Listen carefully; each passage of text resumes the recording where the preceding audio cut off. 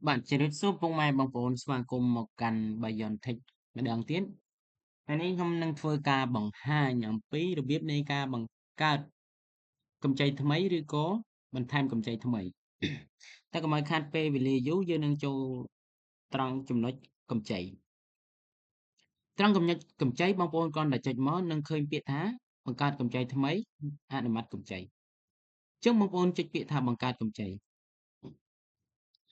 Bằng vốn chạy mó bằng vốn nâng khơi biệt thá mùa tệ chốn cầm chay vẽ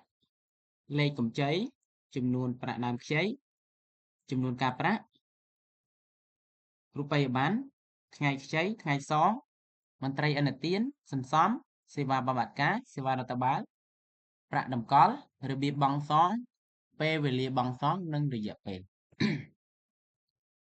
មុនដំបូងខ្ញុំធ្វើការ select បន្ទាប់ពីវីដេអូមុនដែលយើងបានបង្កើតអតិថិជនហើយយើងនឹងមកចូលកន្លែងបង្កើតកម្ចីថ្មីអញ្ចឹងបងប្អូនគ្រាន់តែចុចពាក្យកន្លែងជ្រើសរើសអតិថិជននេះមកវានឹងសូបែបនេះជ្រើសរើសអតិថិជនបងប្អូនអាចធ្វើការ search បានឬក៏វាយ ID CID របស់អតិថិជនដោយសារតែអតិថិជនមានតែមួយគឺខ្ញុំចុចមកគឺមានតែទិន្នន័យមួយទេខ្ញុំគ្រាន់តែធ្វើការ select ជាការស្រេចអតិថិជននេះគាត់កម្ចីវគ្គប្រមាណហើយបើសិនជាវគ្គ1បងប្អូនសរសេរលេខ1មកបញ្ចូលលេខ1មកលេខប្រាក់កម្ចីនិងលេខ CID ខុសគ្នាបងប្អូនលេខប្រាក់កម្ចីមានន័យថា loan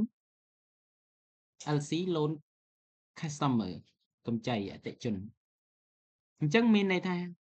យើងអត់ទាន់មានកម្ចីមានន័យថាវាចាប់ទិន្នន័យទី1ទៅបន្តមកទៀតអតិថិជនខ្ចីឧទាហរណ៍ខ្ញុំដាក់លុយដុល្លារចាខ្ញុំដាក់$1000អូខេចំនួនការប្រាក់ឧទាហរណ៍កម្ចីនឹងគឺជាកម្ចីខែខ្ញុំ select ការប្រាក់ monthly loan ការប្រាក់ 1.5% បន្តមកទៀតខ្ញុំជ្រើសរើសរូបិយប័ណ្ណលុយដុល្លារអតិថិជនខ្ចីខែបងប្អូន select ថ្ងៃទី7ថ្ងៃខ្ចីរបស់គាត់មុនដំបូងបន្ទាប់មកទៀតថ្ងៃសងរបស់គាត់បងប្អូនចុច next បន្ទាប់គឺថ្ងៃទី7ដូចគ្នា7មក7មានន័យថា1ខែពីខែមីនាមកដល់ខែមេសាបន្តមកទៀតបងប្អូន select រយៈពេលនេះបើបងប្អូន select កន្លែងរយៈពេលខែ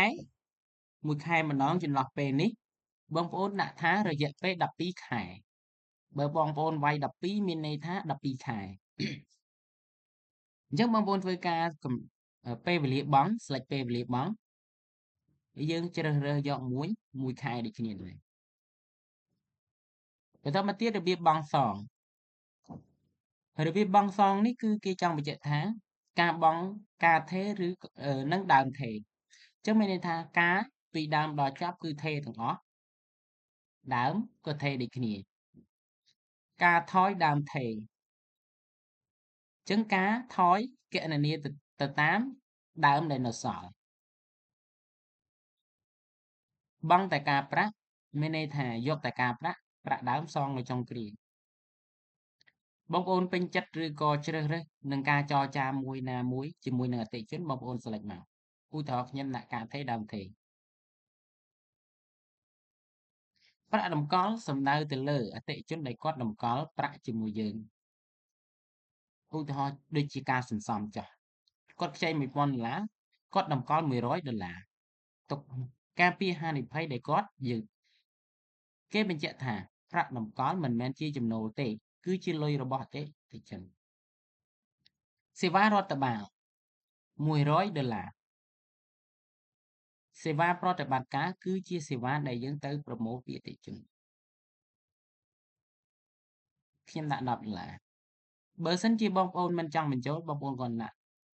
ឬក៏ leave blank ចោលសន្សំកាតព្វកិច្ចខ្ញុំដាក់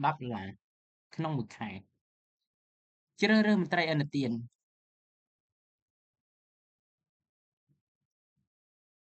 រួចជាការស្រេចបងប្អូនពិនិត្យមើលម្ដងទៀតបងប្អូនឃើញថាត្រឹមត្រូវបន្ទាប់មកយើងចុចធ្វើការកែប្រែសំទោសយើងចុច ពាក្យថាបង្កើតកម្ចីថ្មី Loan schedule create successfully ចឹងមានន័យថាបើសិនជាយើងបង្កើតត្រង់ចំណុចនេះវានឹងបង្កើតតារាងកម្ចីប៉ុន្តែវាមិនទាន់កាត់ឲ្យចូលទិន្នន័យក្នុងប្រព័ន្ធទេបងប្អូនត្រូវការចូលអនុម័តកម្ចីមួយតង់ទៀតត្រង់ចំណុចកន្លែងនេះ loan opening គេហៅថាអតិថិជនកំពុងស្នើកម្ចីលុយដុល្លារ$800ប៉ុន្តែប្រាក់ដើមខ្ចីនេះគឺ1000បងប្អូនមានឆ្ងល់ដោយសារតែអតិថិជនគឺដកតម្កល់$100និងសេវារដ្ឋបាល$100ទាំងអស់$200 $1000ដក$200សល់$800នេះគឺជាលុយដែលបានទៅដៃអតិថិជន$800យើងកាត់ទុក$200ចំណូលរបស់យើងចូលបានតែ$100ប្រាក់តម្កល់គឺជាលុយរបស់អតិថិជនឬក៏ជា saving បន្តមកទៀតបងប្អូនមើលទឹកប្រាក់ក្នុងគណនី Wallet USD $5000 Wallet ប្រាក់ខ្មែរ4លានតារាងខាងក្រោមមានលេខរៀងទី1បើសិនមានអ្នកស្នើបន្តទៀតវានឹងលោតនៅក្រោមនេះត្រង់កន្លែង approve ប្រាក់កម្ចីកន្លែងនេះគឺមានសិទ្ធិតែ BM manager ឬក៏ admin ចំពោះ accounting គឺគាត់អត់មានសិទ្ធិ approve ទេប៉ុន្តែបងប្អូនអាចកំណត់ឲ្យគាត់ approve បានទៅតាមលក្ខខណ្ឌដែលបងប្អូនកំណត់ permission ត្រង់ចំណុចនេះគឺលេខកម្ចីឈ្មោះអតិថិជនរយៈពេលប្រាក់ដើមខ្ចីការប្រាក់ដើមរំលោះអញ្ចឹងមានន័យថាប្រាក់ដើមរំលោះនេះយើងកំណត់សម្គាល់ថាប្រាក់ដើមគាត់រំលោះក្នុងមួយខែ$83ការប្រាក់គាត់រំលោះ$15ក្នុងមួយខែភ្នាក់ងារទទួលបន្ទុកគឺកក្កណា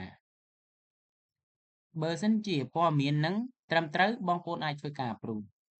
បើមិនត្រឹមត្រូវឬក៏យើងត្រូវការឆែកមើលព័ត៌មានតារាងយើងបងប្អូនគ្រាន់តែចុច PDF នេះឬក៏កន្លែង print នេះវានឹងបង្ហាញបងប្អូនបែបនេះអញ្ចឹងយើងនឹងឃើញឈ្មោះក្រុមហ៊ុន barcode អាសយដ្ឋានក្រុមហ៊ុនទំនាក់ទំនងលេខទូរស័ព្ទអាចបង់បានតាមរយៈលេខសាខាការពារនិង detail ទូទៅរបស់បងប្អូនកម្ចីរបស់អតិថិជនមានដូចជាលេខអតិថិជនលេខប្រាក់កម្ចីការបច្ឆេទបញ្ចប់ឈ្មោះអតិថិជនចំនួនប្រាក់កម្ចីរយៈពេលលេខទូរស័ព្ទអតិថិជនប្រភេទកម្ចីរូបិយប័ណ្ណដុល្លារការបច្ឆេទកម្ចីអាសយដ្ឋានរបស់អតិថិជនវគ្គទី